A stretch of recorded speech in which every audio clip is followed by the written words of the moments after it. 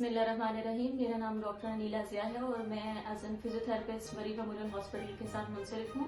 मेरी जो स्पेशलिटी है that is orthopaedic manual rehabilitation और मैं पिछले कई अरसे से फिजियोथेरेपी में अपनी सर्विसेज प्रोवाइड कर रही हूँ। आज हम जिस टॉपिक के ऊपर बात करेंगे वो है जी गर्दन का दर्द। तो बेसिकली गर्दन का दर्द होता क्या है?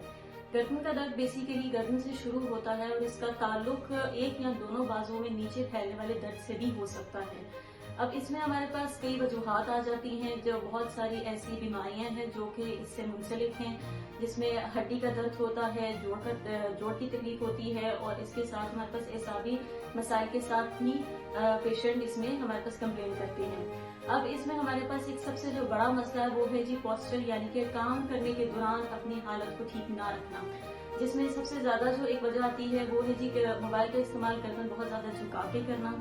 उसके अलावा जो हमारे पास पेशेंट्स या जो हमारे पास जो ऐसे लोग हैं जो कि टेबल पे हैं, डेस्कटॉप करते हैं और उसके दौरान अपनी हालत को ठीक नहीं रखते, वो वाले लोग इसमें हमारे पास शामिल हैं। और तीसरी वो तलबा और तालिबात या वो लोग जो कि पेंटिंग करते हैं या डिजाइनिंग से मुंसलिक हैं, वो भी अपने काम के दौरान अपने पोस्चर यानी कि हालत को ठीक नहीं रखते।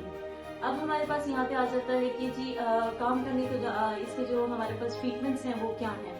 सबसे पहले इसमें हमारे पास जो ट्रीटमेंट आ जाता है दैट इज इलेक्ट्रोथेरेपी। इलेक्ट्रोथेरेपी यानी मशीन के इस्तेमाल से हम दर्द को या तकलीफ को या जो हमारे पास मसल्स हैं उनके खिंचाव को कम करते हैं। दूसरा इसमें हमारे पास जो टेक्निक आ जाती है दैट इज मैनुअल थेरेपी, यानी कि हाथ के इस्तेमाल से हम पत्थों का खिंचाव और जो हड्डी की तकलीफ होती है उसको हम कम करते हैं। और जो तीसरा इसमें हमारे पास एक तरीका इलाज है वो है हमारे पास एक्सरसाइजेस हम पेशेंट को गाइड करते हैं। वो एक्सरसाइजेस से उनके पट्टों का जो खिंचाव होता है, तनाव होता है, वो कम होता है।